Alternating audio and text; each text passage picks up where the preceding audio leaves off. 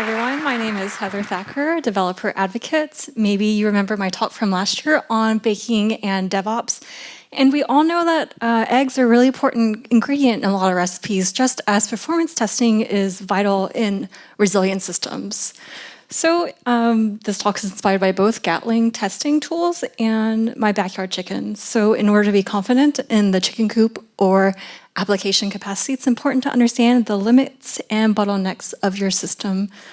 Chicken coops, they teach us similar lessons that we learn in performance testing. The eggs in this analogy are key metrics. The pasture represents capacity, and the demand for those eggs is the stress you must prepare for. It's a lesson in system resilience from the backyard. So just as the farmer monitors the hens to predict the egg output, we watch our systems through test to ensure reliability in production. This is very essential in DevOps culture, not scrambling to fix those issues, but building the confidence early on. So let's look at these 3 lessons from chicken coops and how they mirror stories in performance.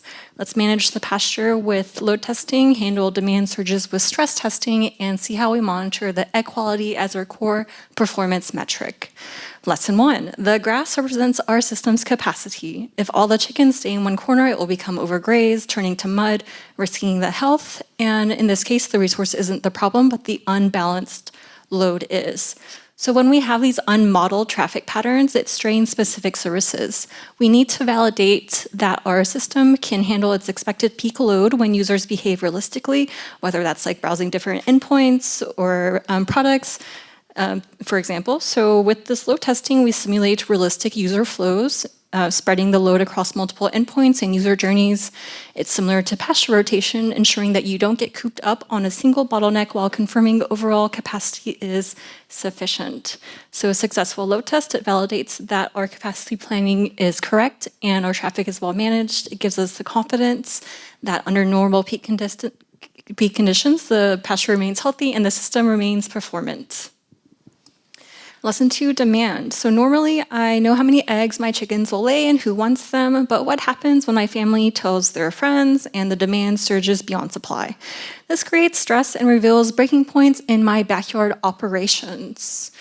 With stress testing, we must understand what happens when traffic goes beyond our peak performance to understand where it cracks and breaks, and how it behaves. So does it slow down? Does it crash? Does it return errors gracefully? Is there a strategy?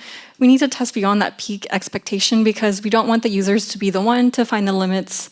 A system needs a strategy for graceful degradation, just as I need a backup plan, like maybe getting more chickens or less friends. Just kidding. I let them know I'm sold out, just as your system may return a 429, too many request error, protecting the system from getting completely fried while figuring out how to scale the capacity or limit traffic.